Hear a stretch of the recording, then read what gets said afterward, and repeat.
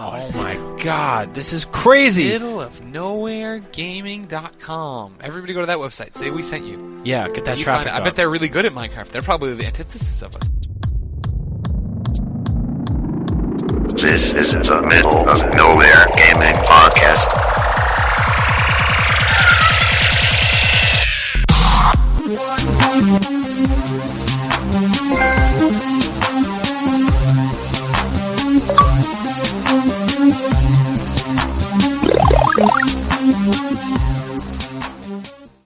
Hello everyone. Welcome to episode 55 of the Middle of Nowhere Gaming Podcast, where we bring you the best news that you've ever heard from the sweetest voices that you've ever heard. Alright, so today, Miles K. Farrington is hosting, just like you all have been not clamoring for. Thanks for that. And I'm here today with Courtney Osborne. Woo! That's me! I'm not hosting He's today. our usual host. Yeah, he's not hosting today because he's sleepy. So... I want to mention I'm sleepy because I had fall break this past weekend, so it's like I had Saturday and Sunday off of normal weekend, and then I had Monday and Tuesday off from school for fall break, and so today was my first day back at class, and today's also my worst day of classes, where I have a class at 8 a.m., a class at noon, and a class at 2 o'clock, and two of those three classes are 2.5 hour classes. So it was just an all day drag. And now I'm home and I'm like, oh my God, I just want to nap. Yeah, that sounds pretty sucky. I mean, full days are always horrible. Yeah, they are. Screw that. Everybody should be able to stay home all day and play games every day. Yeah, it gets boring every now and then, but yeah. What? Blasphemy. Gaming never gets boring. It gets boring if you only have Destiny. Now that was blasphemy. So we're going to move on before people start getting pitches and pitchforks.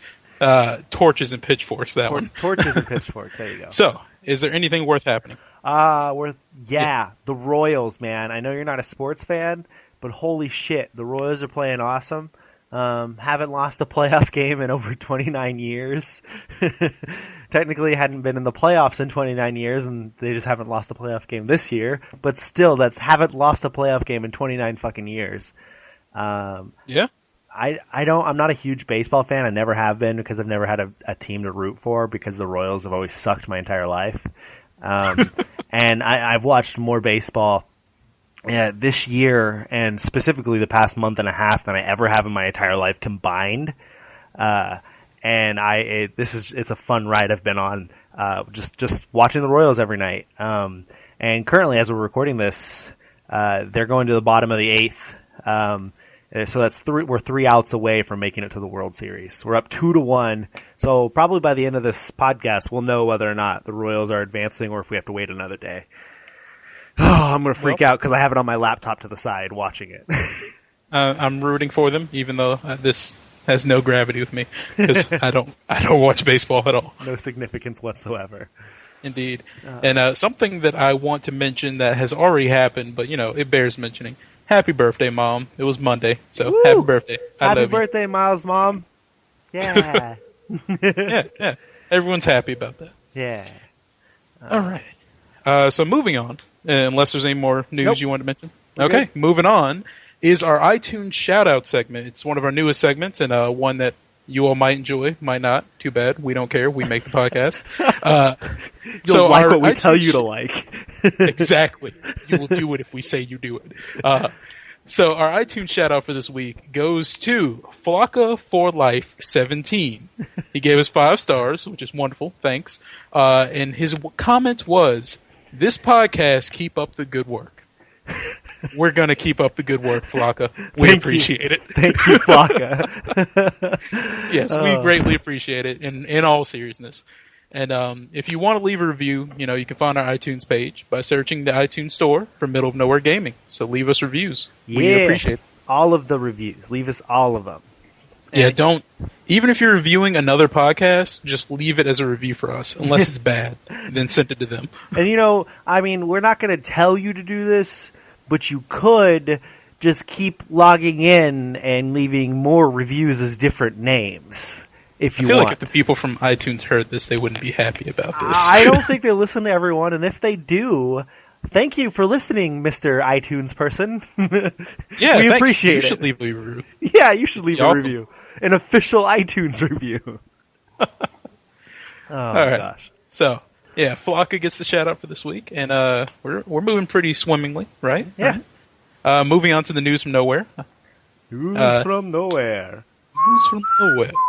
So this week we'll be coming at you with 13 stories. So be prepared. Hold on to your seats and your pants and everything else. I think that's technically a baker's dozen. Okay. It's a baker's dozen. So the first story comes to us from Destiny, and the news is that the newest hotfix, which is 1.0.2.2, all those numbers, it's in, and this one is bringing some pretty much widely requested features. First off, while Bungie's previous updates have addressed the randomness of engram rewards, this one is all about balance. With this hotfix, Bungie has also patched the Titan's Unbreakable ability. You know, all the Titans, like me, shed a tear. So apparently the ability was giving us a little bit too much agility, so they're taking that out. And in a similar vein, Warlocks will now be able to activate the Brimstone perk while airborne. I forget what that perk does, but I'm sure that's lovely for all the Sunsingers out there.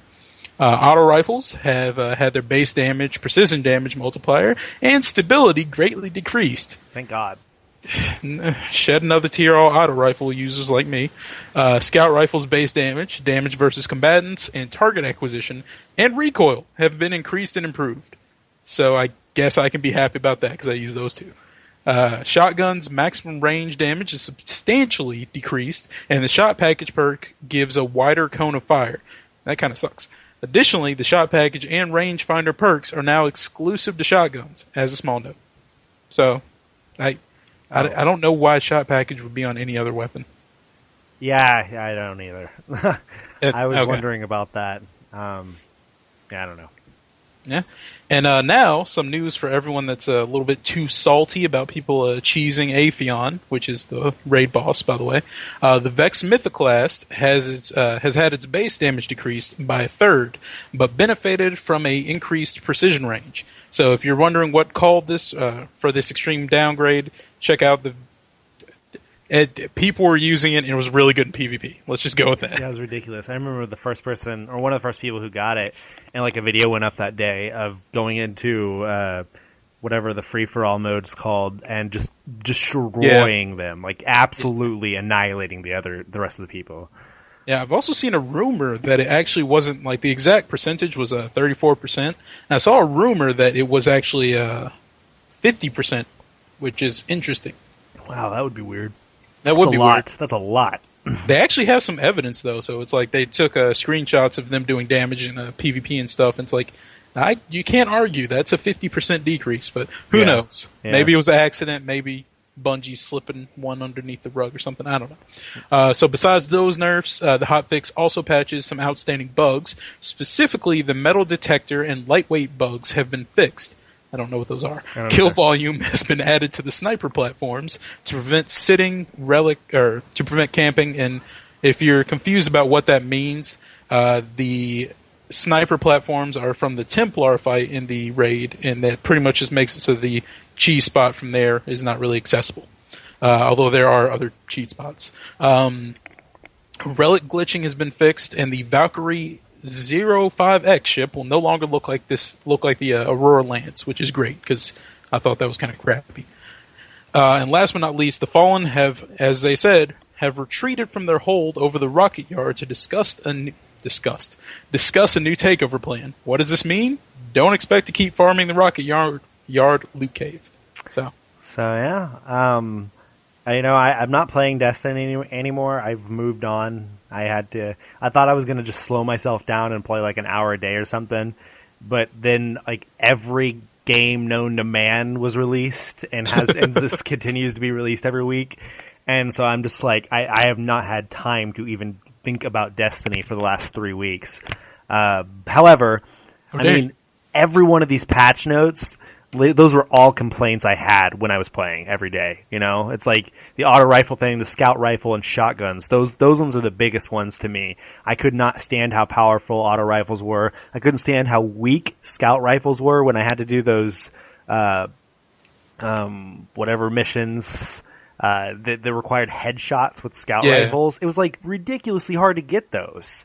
And then the shotguns, where everyone knows, are so overpowered.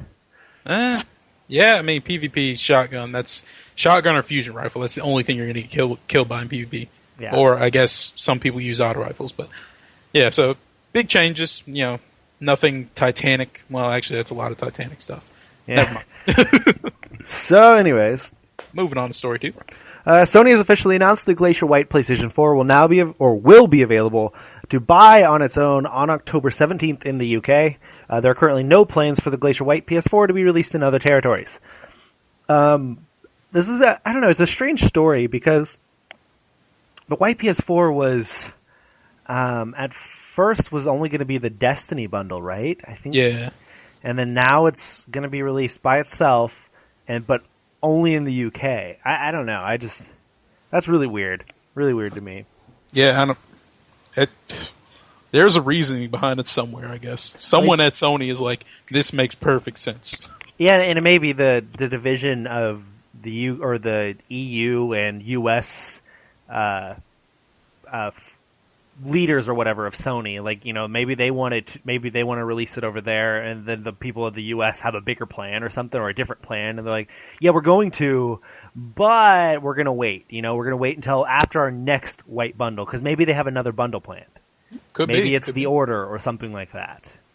I feel like if they came out with a bundle for the Order, I know I said this before and I'll say it again in the future, I would actually like it to be the Order themed, because a lot of that stuff, however much I'm not excited for the game at this point, a lot of that stuff does look really cool, and that steampunk look would look great on a console, if you ask me. That would look cool. But yeah, that's just opinions. Yeah, I don't know. I still do like the white PS4. It's slick looking. I like all the white consoles. I mean, the black ones, it's not that they're bad. I like the black ones too, but the white ones look slick too. I admit, after one of my roommates bought the white one just to get Destiny, and I admit it looks fancy. I really like the look and controller and everything. Yeah, you know actually talking about the white ones though, I believe isn't Taco Bell doing the giveaway for the white Destiny bundle? Yes, they are. Dude, people are winning it like crazy. Really? Well, they are doing that whole, like, every 15 minutes, someone's a winner. Yeah. Okay. One of my friends on Twitter tweeted out that he had 2 friends win it. Another one of my friends, actually a former writer for our website, won 2 of them. Wow. Within 24 hours. How does that happen? Like, I don't know, because I know last time they tried to do this, like, somebody figured out how to, like, play the system essentially, and it was like these 2 guys, and they were just winning them constantly, and they just had to be like, hey, okay, no, we know something's going on here, stop. We're not going to give you any more. Yeah, I don't know. I don't know how Taco Bell can keep paying for this, to be honest. I know they're a big corporation, but that cannot be cheap. I mean, it may not be Taco Bell paying for it. It may be just a sponsor between Sony and Taco Bell where they're working together or something. Like, you know, if they can, or they were given so many to do it to boost their sales, and in return, you know, they're going to feature in commercials, you know, or something like that. Every Taco Bell commercial will have a PlayStation 4 or something like that. I gotta say that that Destiny commercial that Taco Bell has right now, that is gorgeous. All those costumes, totally agree, gorgeous, and it's hilarious too. It is. I love that commercial. I love how he has a Gyal horn. That's so cool. So speaking of bundles, Microsoft has announced another bundle for the Xbox One, and this one is the Halo Master Chief Collection bundle. That sounds wonderful if you ask me. Yeah. The announcement was made at the Brazil Game Show. My God, I didn't know that was a thing. Me either. The BGS. Apparently, Brazil has enough of a gaming culture to warrant that. But the bundle, which includes a white Xbox One as well as Halo Master Chief Collection, will be available in Brazil. Excuse me, as well as additional select markets. That's in quotes, so that's something. However, the locations have not yet been revealed, although a spokesperson did confirm that Microsoft currently has no plans to release it in the US, which is silly. That's very silly. Yep. According to Kotaku Brazil, another thing I didn't know existed, the price will be R$2,000. I guess. Yeah, I don't know what their money is. It'll be Brazilian monies 2,000. There you go. Which is roughly $840 U.S. American dollar. U.S. American dollar. U.S. American dollar. And will be released early next year. Yeah, so that's another weird one. I just like the white PlayStation 4. I don't understand. Why is this only Brazil? Yeah, I don't either. I saw the news, the headline or whatever. I got really excited because it was like, that would be something to make me buy an Xbox One. Yep. Now that I'm seeing that it's only available for Brazilian monies 2,000, I'm disappointed. Okay, so the white PlayStation 4, I can see a little bit more reasoning to only release it in one location. However, a bundle for Microsoft, who has the losing console so far this generation, featuring one of their biggest titles. Not only their biggest titles, but their biggest franchise with all of the games on it. Exactly. It's just like, how do you only release that in an obscure market like Brazil? I'm sorry if there are any Brazilian listeners, but compared to the US, like, this would be the seller. That would increase sales significantly. This is making me further. This is like further confirming that it was a good move to now go with Microsoft, because I'm like, that's a bad decision. That would have made me buy your console again, but no, you have taken my money and thrown it back in my face. Over and over and over, I'm just completely dumbfounded by the moves that Microsoft has been making. Even though they've cleared it up a lot recently. I mean, they've gotten so much better, but this is just another one of those, like, what are you thinking? Why? I know so many people would go after this just like tooth and nail, because that's a great deal. Well, actually, no, it's not. If Sunset Overdrive wasn't going to be released in 2 weeks and I hadn't already pre-ordered it, this would have been the one I would have pre-ordered, Yeah, definitely. Because this is the next game after Sunset Overdrive that I am extremely excited about.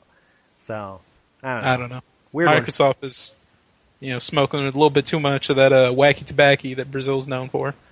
That and big butts. But anyway. Big butts. Story number 4. Speaking of Halo? Speaking of Halo. Despite the rumors, Master Chief will be the playable protagonist in Halo 5 Guardians. Everyone that was hoping for a black protagonist, you can shed a tear. Frank O'Connor, the franchise development director at 343 Industries, cleared the murky waters. While Agent Locke will be playing a big role in the next numbered installment, Master Chief will still have the center stage. Chief is the primary character and hero, which is what O'Connor writes on NeoGAF. Rumors spurred after Mike Coulter, the voice actor of Agent Locke, sat down for an interview with X1 Magazine. I didn't know that was a magazine. You're basically going to be playing a game with me as the primary character, Coulter told the publication. 343 Industries has hinted at having the mysterious Spartan as another playable character, but Master Chief will be the focus. This kind of makes me wonder if he's going to be like what is his name? Arbiter. Ah, yeah. See, I was trying to compare it to Dead Space.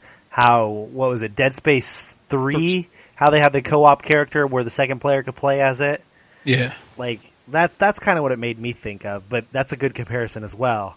Hey, the Destiny Taco Bell commercials on the Royals game right now. Oh, sorry. But yeah, I'm glad that Master Chief's still going to be the main character. He's what Halo's known for. Don't go away from it now. Add other characters. That's totally fine. Just don't take away Master Chief or make him not as big of a focus anymore. I mean, you're right. And also, hold on a second. I need to Google something to be sure. That was... What year was that? It has been roughly 3 years, so I can say this. Spoilers, if you haven't beaten Halo 4 yet, don't complain once I say this.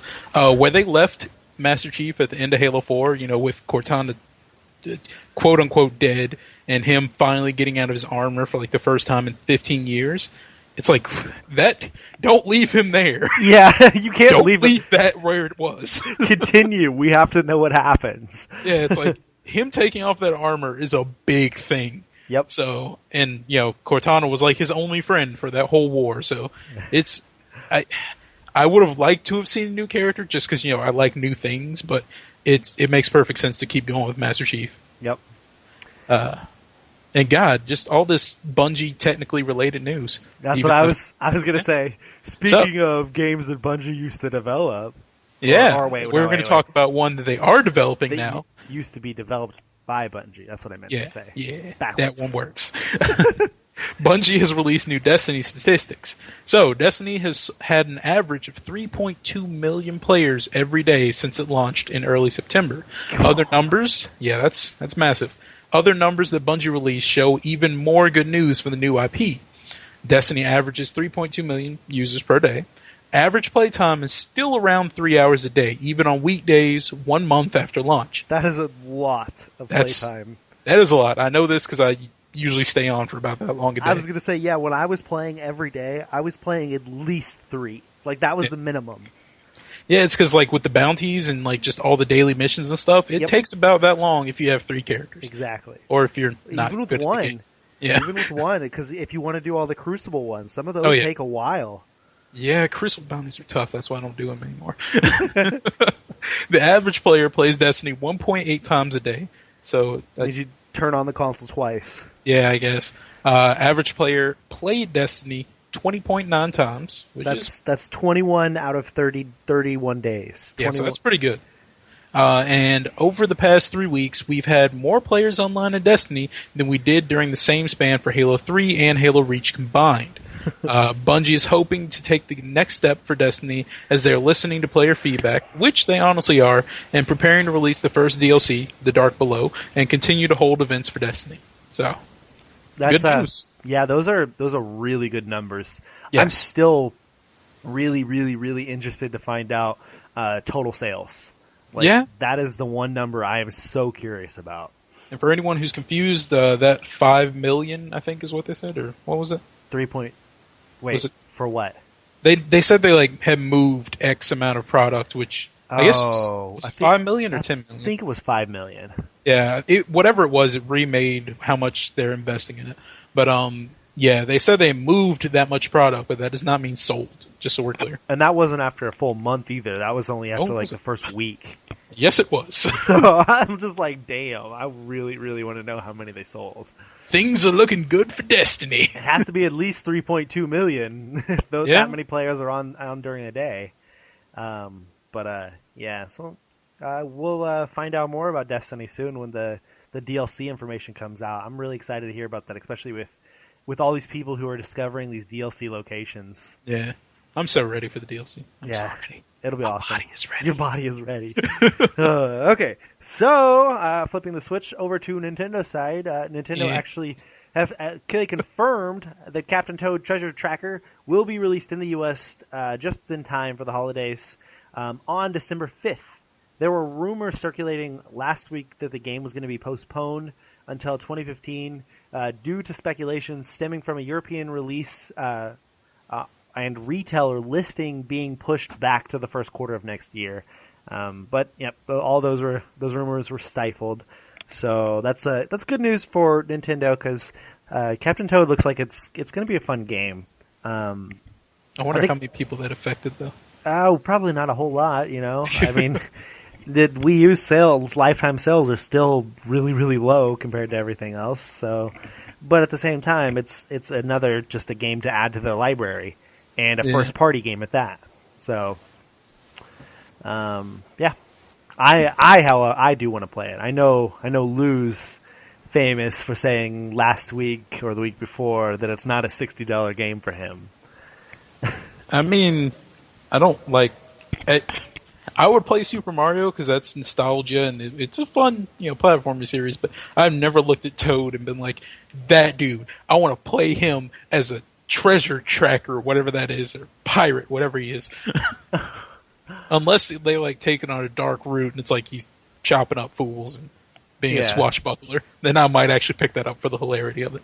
Okay, 2 things. The Royals are now 2 outs away from going to the World Series. Nice. And the other thing is we didn't mention Lou not being on the podcast earlier. Oh my God, we forgot Lou.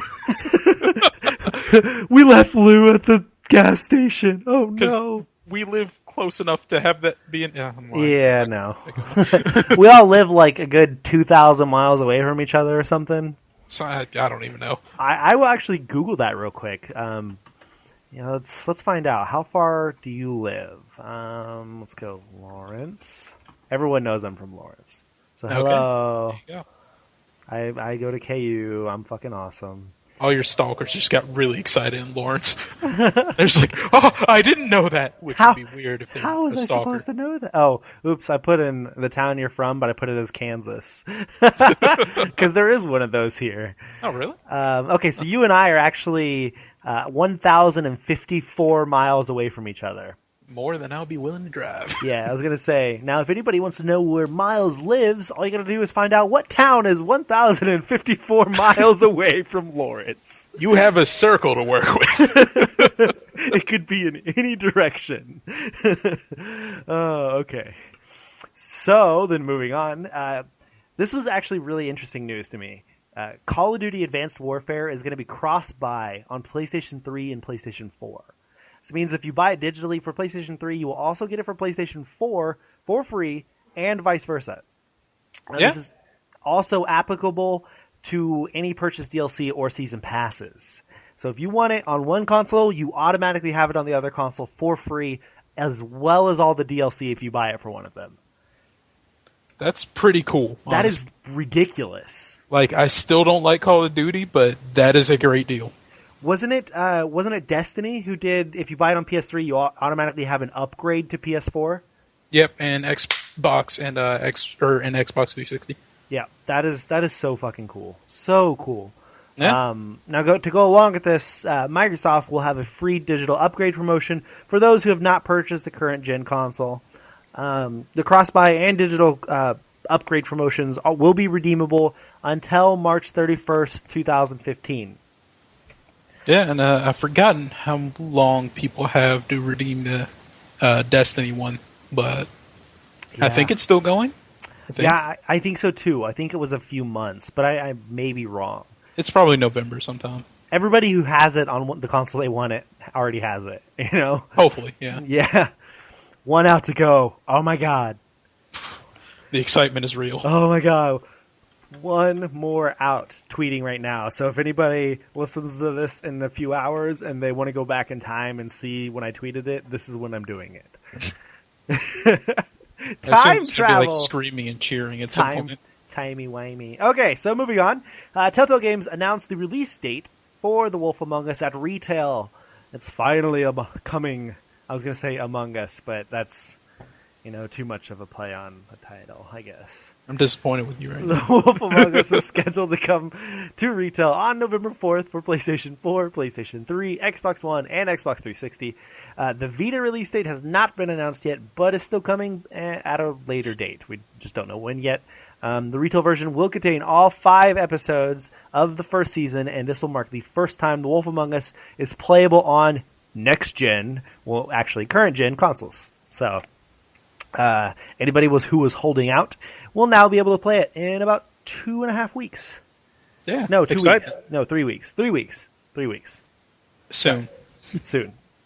I'm excited. I just killed a gnat I've been fighting with for the last 5 minutes. Killed a gnat. You've been dueling it? It's been flying onto my laptop, and I've been trying to kill it and not crushing it on my screen. And I just managed to smack it down, and I crushed it viciously. Okie dokie. Bandai Namco has announced, or did announce, last week that Tales of Hearts R is going to be compatible with PlayStation TV when it launches next month. Not PlayStation TV, but Tales of Hearts R. Because PlayStation TV technically came out yesterday, which I have one. Nobody knows. I have one, and it is so tiny. Oh my god. I posted a picture on Facebook and Twitter of it fitting in my hand. It's so tiny. I feel like you're a new parent of a newborn. Dude. And you're just holding it. It's just it's so tiny and I love it. It's so little. I felt like I was taking a picture of a cat or something in my hand, like a kitten. And be like, it's so little. Everybody look at it. Anyways. Bandai Namco also announced that if you pre-order Tales of Hearts R, you'll receive a DLC bundle that includes costumes from previous Tales games. Both pre-ordering the game at both pre-ordering the retail version and downloading the digital version will give players the DLC costumes. If you choose to buy it at digital, you have to purchase it from GameStop or PSN and then download it by the end of November in order to receive the bundle. Oh my God, the Royals are in the World Series. Oh my God. We need to take a moment out for you to be happy and let out all those good feelings. Oh my God. Oh, this is going to be awesome. Okay, so... Moving on. My heart's racing. Okay, it's a good thing the next story's mine, so you don't have to have a heart attack midway through it. Go ahead, I'm gonna sit on Twitter and look at all these awesome tweets. All right. Anyway, story 10, just for those who want to keep up with where you're at in the podcast, because you'll be so sad when we're done. PlayStation currently has a digital promotion going on, which, isn't a new thing, but everyone's always excited for them. It'll give you $15 back if you happen to spend at least $100 on the PlayStation Store in October. The promotion will last until October 28th, though, so make sure to get your hands on it. All games that have already been released and any pre-orders you want to make for the upcoming games this month will count towards the promotion. Sony says that you can expect your $15 voucher sometime before November 7th. And just to be sure, I think that includes you can pre-order something now, and that counts towards your 100, and not that you have to, the game has to be coming out, I think. I don't know. I'm missing the second half of this podcast. Sorry, I'm totally overwhelmed. Anyways, where were we? What question did you have? I could cure that I could fix that for you. So the promotion, it says any games that you pre-order. Yes. I know on Sony's or on PSN, when you pre-order something, you pay it off right then, right? Yeah. Okay, so I'm guessing that means that it doesn't have to come out in October. No. Yeah, that's what it means. Any game you pre-order this month for any time. You could pre-order Bloodborne. You could pre-order anything, as long as you're doing it this month before the promotion is over. Yeah, that's pretty cool. You just have to, let's see what these numbers are. Sorry, I'm doing some calculations. Pre-order 2 games, and that's $120, and you get 15 of those back. And so for 2 games, you'd only be paying $105. Yeah. I mean, yeah, $15 isn't a whole lot, but it's still money back. It is. I won't say it's not. So you just have to spend $700 if you want to make $100 back. $700. I'm sure there's someone out there who could easily do that, so I'm not even gonna... There are some gamers who have way too much money. Like everyone who bought the, what was that game called? The one where you had the whole mech set up and you got the actual console and everything. You remember what that was? Mech set up and you got the console. Oh god, what was it called? You had an actual cockpit console and everything. Battle Mech, I think that's what it was. I have no idea what that is. You've never seen that? No. Hold on. Let's see if I can't get that thing pulled up. Or Battle Tech, maybe? 29 years. Yeah, we're taking a massive segue, people, because we are going really fast, so I think we can afford it. So anyways... Is it my story next? No, okay, it's mine. You go ahead. I'll look up the thing. Speaking of Sony and things they're doing, Sony announced that the PlayStation Experience event, which is set to take place in December. It'll be a 2-day community event on December 6th and 7th in Las Vegas, Nevada. Attendance for a 1-day pass will cost $50, while a 2-day pass will cost $90. No specific venue has been announced, but more details and how to be a part of the fan experience are forthcoming on October 20th. So mark the date. That's in 5 days. That's next Monday. What exactly does the experience entail? The event promises to reward PlayStation fans with all sorts of gaming content and activities. Gamers will have hands-on access to play upcoming PlayStation titles. There will be a chance to meet top developers, sit in on panels, score free swag, and purchase rare collectibles from your favorite game studios. Attendees will also get an exclusive sneak peek at what is to come to PlayStation in 2015. But what if you can't attend? There's no need to fret. The event will be covered via the PlayStation blog with all the breaking news and live video. So, I'm really interested to see what they have to do here. The last PlayStation event that was held was the announcement of the PlayStation 4. Wait, I thought there was something in not Germany, Australia recently. Oh, was there? I don't know. I think it was small and it was like only one night, but it was kind of an event because I know some people were playing their zombie game. I forgot what it was called because I don't like zombies for anyone. Oh, you're talking about the SOE event where what's that game called? Damn I don't even remember. Zombie MMO SOE. H1Z1. H1Z1, that's it. Yeah, I know what you're talking about now. Okay. Yeah, that was just an event for that game, though. Oh, okay. Never mind then. Or at least that's what I think, because that's when they were streaming it. But I don't know. Maybe I'm wrong. Okay. And all mech fans who want to crucify me, I'm sorry I forgot what the game was called. It's Steel Battalion. And I know that you would probably be really offended because that costs a lot of money. But yeah, that's what I sent you, Courtney. So that's what it came with? It comes with that, and that's all functional. And I think it was a lot of money when it came out. Damn. It's a lot of money now, to be honest. Wow. So yeah, it's a cool setup, but Okay, well, that's interesting. I'm actually still curious about things, but I know the story is mine next, so let's go ahead and move on. Story number 12 for those who aren't keeping track, I guess. Whatever.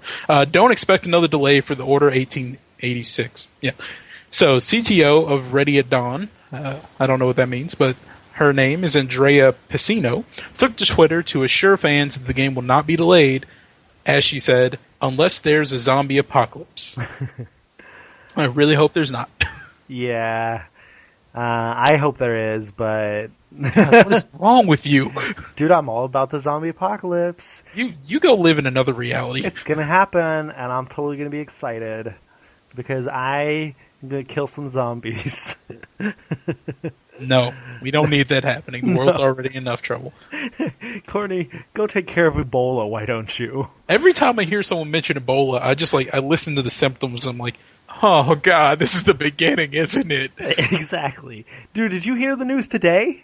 What? While we're on the topic, fucking somebody with Ebola was on a fucking plane with 129 other people and flew from Ohio to Texas. And now all the people on the plane are they're being called to be brought in for testing and interview and all that stuff. And the person who had it is already quarantined. They're oh my, I am just how, okay, it was a nurse who was a part of treatment for who we will say as subject 0. Yeah. Patient 0.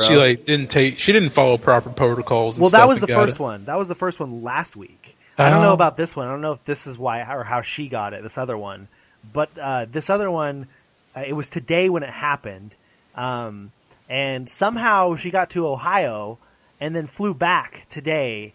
I was just I don't know how you let anybody who was in contact with the person with Ebola do anything for the next month and a half. You have to keep them close by and tested all the time. Until that cure is made, or you are sure that person doesn't have it, absolutely without a percentage of a doubt, they need to stay in Texas. Yes. No offense, Texas. I'm sorry. I know that's where Rooster Teeth is. I love those guys. But y'all need to be sequestered for a while. Yeah, well, I mean, they shouldn't be allowed to leave the city. They should have to have testing done. They should, I don't understand how they let this person go, even if they were supposedly following protocols and stuff. Oh my God. I am just how does this happen in the U.S. of all places? It's like that meme. Do you want to get God, what's the word? Not contagion, but a mass spread and of virus and stuff. What's the word? Plague? It's not the one I'm thinking about, but yeah, it's do you want a plague? Because that's how you get a plague. Exactly. That's how it's going to happen. Ridiculous. Come on, people. Ridiculous. Okay. So anyway, sorry for the little tangent there. No, Ebola's serious. That needs to stay out of here. On less serious news, less dire news, Crytek appears to be open to porting Ryse Son of Rome to PlayStation 4.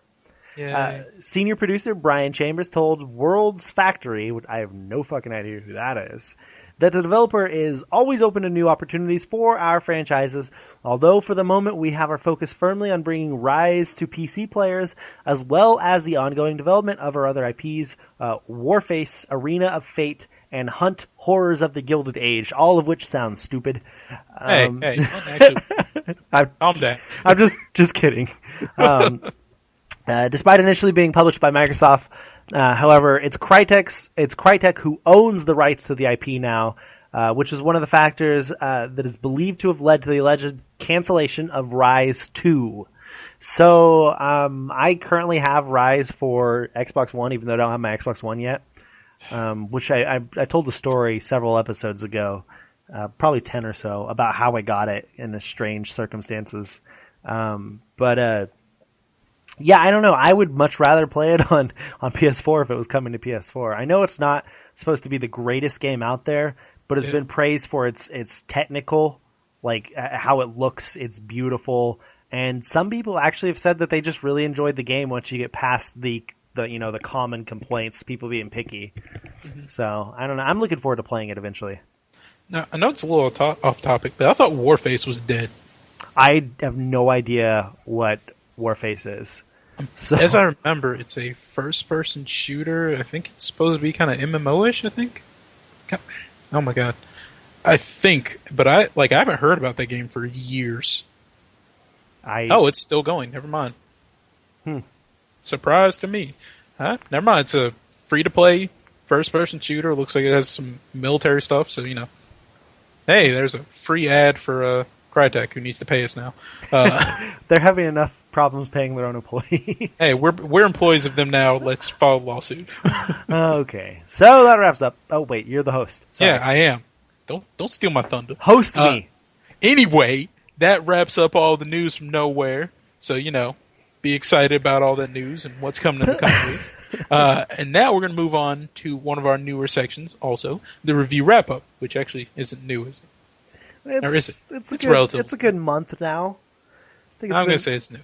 It's a month old. It's 4 weeks. It's about the time we can let it out into the wild and start showing our friends. Can't keep it cooped up. Taking it off the breast milk. Let it out into the wild without showing our friends. No, we can show our friends. Oh, we can. Okay, I was so confused. I was like, "What are we talking about right now?" Oh god. Okay, so have you played the first one? I have not played any of this. Okay, so I have. I'll take the first one then. Go for gold. All right. First review on here was Middle-earth: Shadow of Mordor. Sorry. And it was given a 9 out of 10 by Patrick.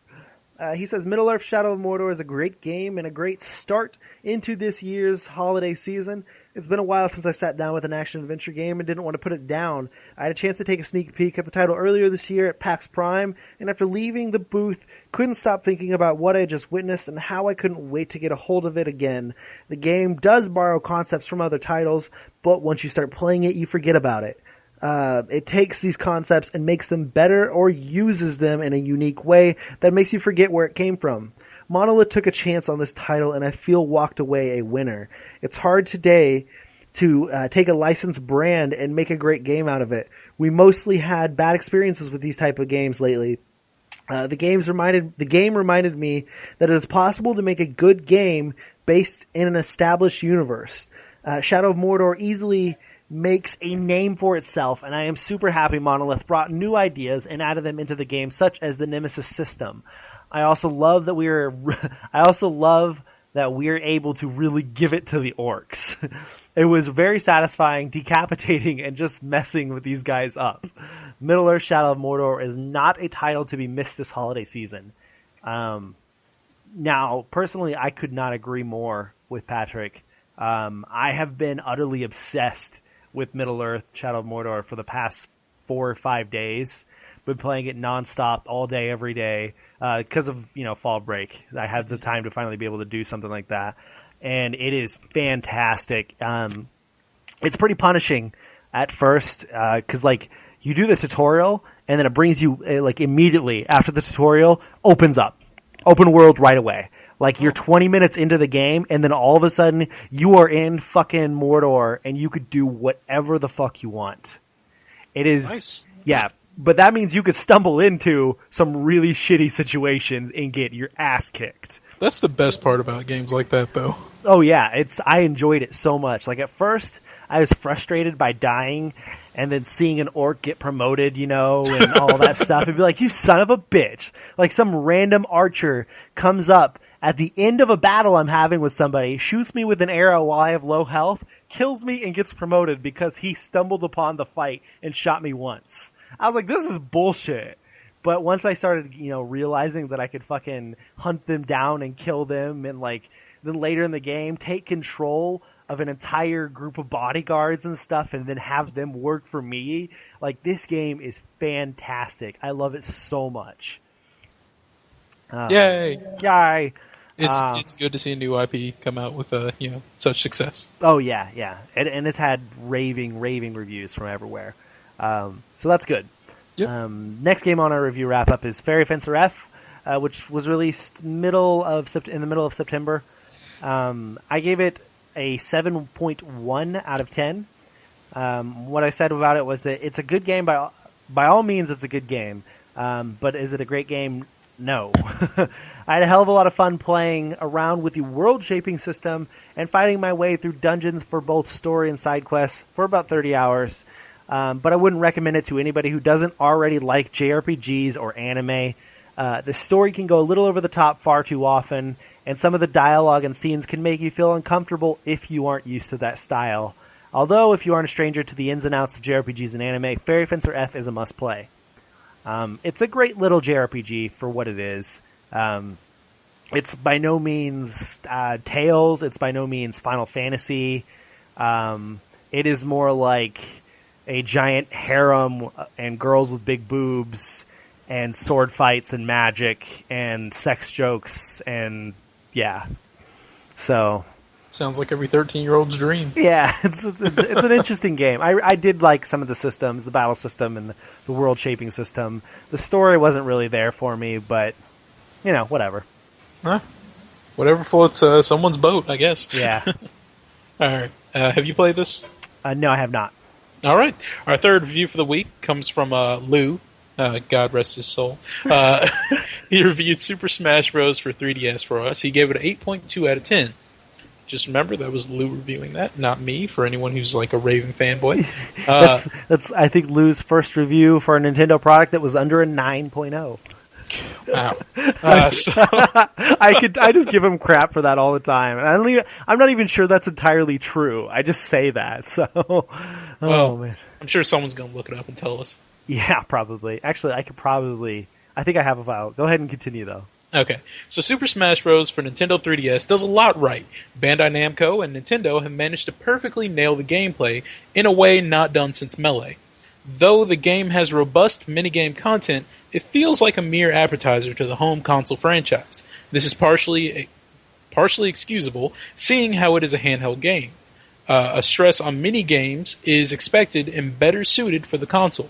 Thanks to the problem-ridden online play and lack of substantive campaign, the game begins to feel shallow for those looking for the console experience. However, don't take this too harshly. I can easily recommend this to anyone with a 3DS. So those are Lou's opinions on Super Smash Bros. For the 3DS. So, it's good. That's what he thinks. So up until the end of July, he had only reviewed two or three, I think, first-party Nintendo games, of which he gave an 8.5 and a 9.5, and now this 8.2. He reviewed several other Nintendo games, but they weren't first-party. So, but yeah. Anyways, that's just a funny joke. I like to play on him. Well, I mean, you're not too far off, so at least there's that. Yeah, whatever. So moving on to one of our last segments of the night, I guess, or day if you're listening to this during the day. Yeah.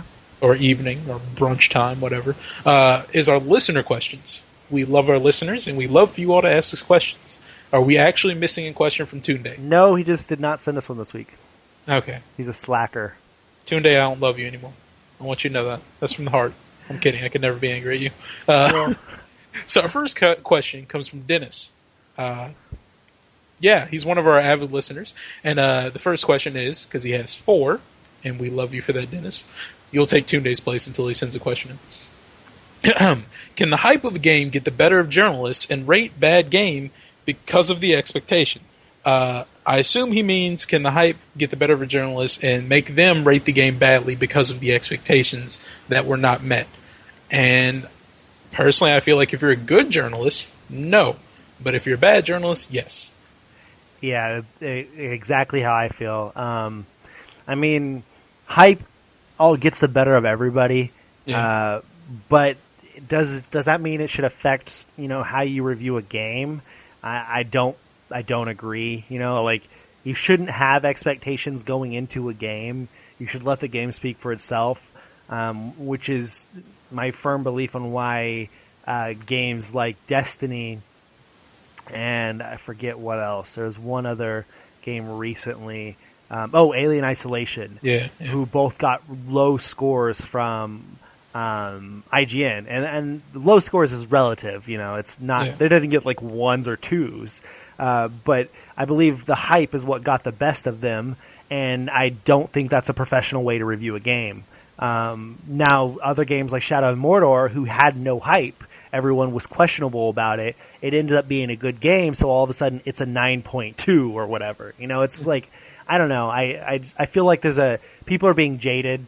I do not like the practice of reviewing games lately in the industry and how different websites are going about doing it. It's a really weird thing to do anyways, is review games and give it a score and stuff like that. But to give good games lower scores than other games that are, I don't know. It's really weird. Honestly, it's just like with the way hype works nowadays, with like the internet and everything else, it's just like hype gets built up so fast and so large that sometimes it's like impossible for a game to meet the mark it's been set up to. And also, I feel like having expectations is fine, but if you're going to take on the mantle of reviewing a game, and you actually work for some place that has fans, that have people who look at your reviews and respect the scores you give, you do need to be able to be like, okay, I expected this to be like this, but it wasn't, and I need to review what it is and not what I wish it would have been. Exactly.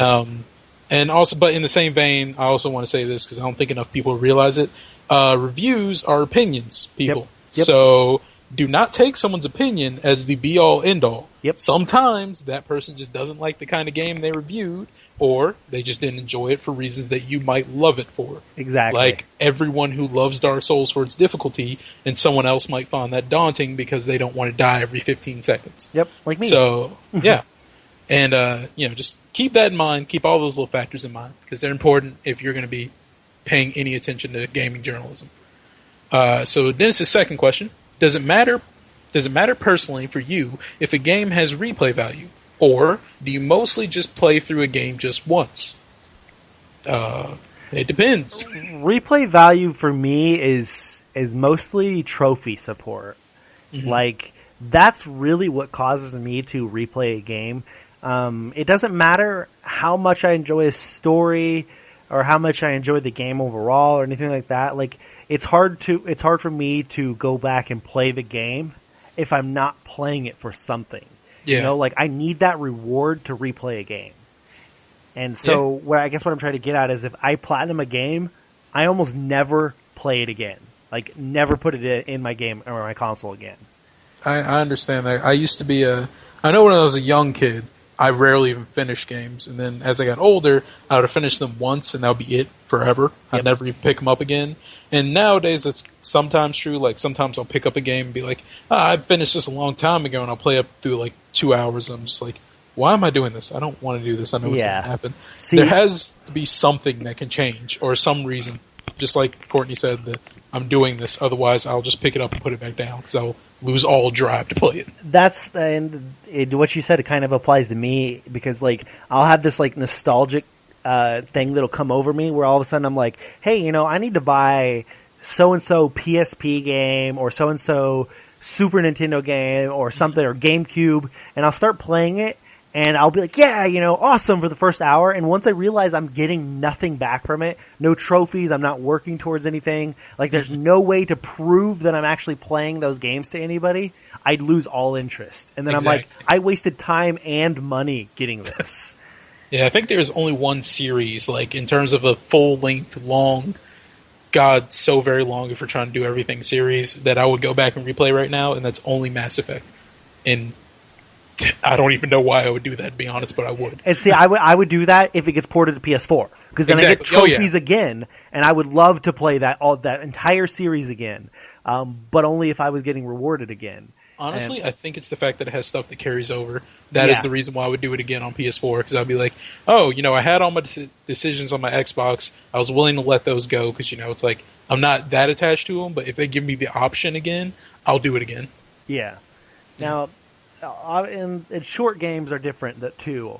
Oh, yeah. I would much rather play or replay a 6-hour game if I'm not getting anything back from it, Like, that's way easier to justify than spending like a month playing an RPG series again if you're not getting anything.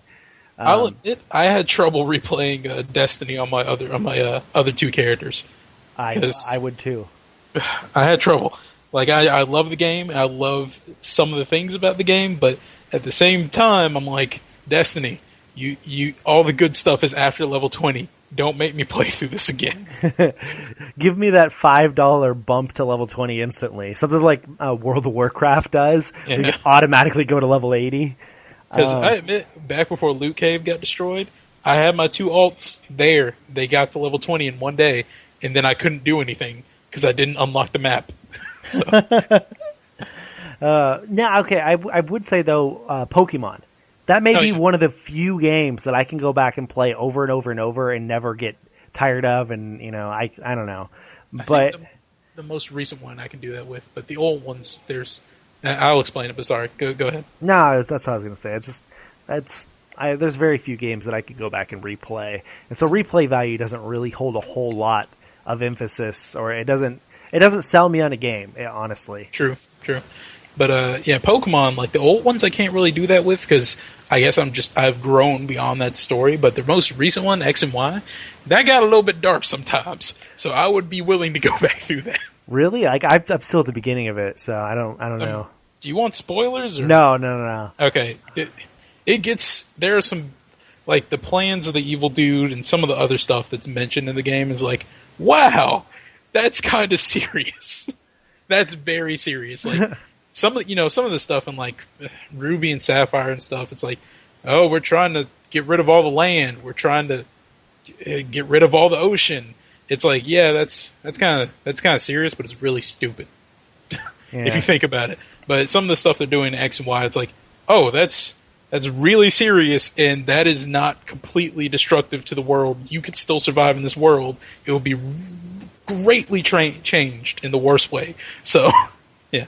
But anyway, moving on to question 3 from Dennis. Still, he's a question prolific mad genius, I guess. Do you guys think that previews should stop being a thing? Seeing how you don't get the final product and you can watch gameplay clips on your own. I count gameplay clips as previews technically. Yeah, that's kind of a preview. I'm not exactly sure. I don't know. I'm not exactly sure what this is specifically asking. However, it kind of goes back into the hype thing we were talking about. Yeah. How I think, honestly, I'm of the belief that gaming companies should just stop doing previews and trailers every week, every month, that kind of thing. Mm-hmm. Like, I understand some games need to do that to get the publicity, but there are other games where it's just like literally you just tell us it's announced and give us a picture or give us one trailer, and that's all we need until it's released. I think some games benefit more from that, and obviously that goes back into how we talked about hype gets the best of people. Mm. I guess I'm of the other party, I guess. We're Democrats and Republicans. We'll never get along, blood in the streets. But, I mean, I know where you're coming from, but at the same time, I kind of disagree simply because, like, when there's a new game announced that I really love, just like I was with Destiny, I, want to consume as much information about it as I can. Yeah. I want to learn everything new I can and all that. Yeah. But at the same time, I also agree that if you're releasing something every week, like a new trailer every week, it needs to be something new. Because it's just like what's happening with the Order 1886. They're showing the same thing over and over and over. And that is what's killed my hype. Because, I'm just like, I'm so tired of seeing this. I have no interest in this game anymore because I want new information. I want to learn something. And you're just like, hey, here's the same 5 minutes. Yeah. Oh, you remember what we showed you last week? This is not better at all. Here's the same 5 minutes. So, I mean, obviously previews and trailers and stuff have different effects on different people. And I'm not only on one, I'm on both sides on this issue because, like, on one side, sometimes too many previews just make me annoyed with games. Sometimes it ruins parts of the games because I know it's coming or I know too much about the game before it's released, and it just takes away all that excitement once I'm actually playing it. It's just, but at the same time, you know, there are other people who, like you were saying, who want to consume all the information and know as much as possible. And I've been that way about games, like Assassin's Creed games. Every year except for this year, I've been that person. I consumed everything about every game coming out and would love it every second of it, even after knowing everything. Yeah. Nah. Well, again, I guess we both have our own views, but yeah, like, because Destiny, as we know, I loved it. Still love it. I just wanted more. When I finally got it, it was like, oh, finality. But moving on. We'll go ahead and are we skip doing that that one? Nah. Oh, okay. I kind of wanted to read it because I didn't know what it meant. Yeah. All right. Go ahead. Okay. Our question from Evan. Is this Keel? No, that's Kyle? That's not Evan. That's Jake. Jake. Oh, Evan my is bad. Calderon. You two are the same person now. That's an official thing. So coming from Evan, when do you think we should expect the new 3DS to arrive in the U.S.? I've heard 2015, but do you think there's a specific window Nintendo might release it in? Thanks, and keep up the awesome work. Mong. Good question, Evan. Yeah. I mean, I would assume it's going to be Q1, honestly. Because it's going to be in Australia next month, you know? And so if it's going to be in Australia, clearly they already have it English. So how much harder is it to bring it to the US and Europe? It can't be that much harder. So I don't see any reason for Nintendo to hold it back any longer. Yeah, that is money they don't have in their pockets while we wait. Exactly. So, it's money they could be making right now. Yeah. I mean, if you're really, really curious, you could try and contact Nintendo America customer support because they are some of the nicest people on earth that I've ever dealt with. So, are they all from Canada? I don't even know. I don't think so. The woman sounded very American, but God, was she the nicest and most like willing to help me person ever. Okay.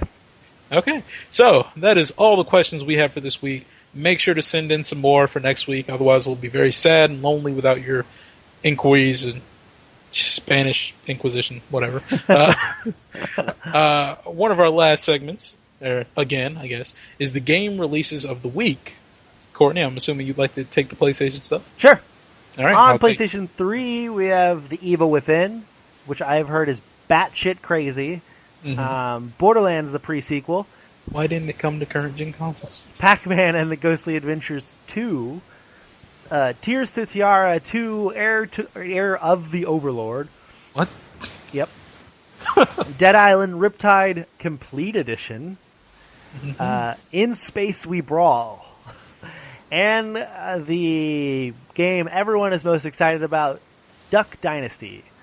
Now, I heard, God, I know McBiggity from IGN. His name is not McBiggity, clearly, everyone. But I forget what his name is for whatever. Marty Sleva. He has said some bad things about that game because he has to review it right now. Dude, I've heard nothing but great things about it so far. Are you being sarcastic? No, I'm not being sarcastic at all. We're talking about Duck Dynasty. Oh, no, sorry. Never mind. Sorry, that's my bad. I was on a completely different page. I forgot I was talking about Duck Dynasty. I've heard really bad things about Duck Dynasty. Yeah, I think the words he used for it were racist, pandering, and something else that was not a good adjective to be applied to a video game. I was actually going to say, whenever I brought up that is the most excited, everyone's most excited about it, was that you could probably be racist in it. Yeah. Yep. That sounds like something that would happen in that game.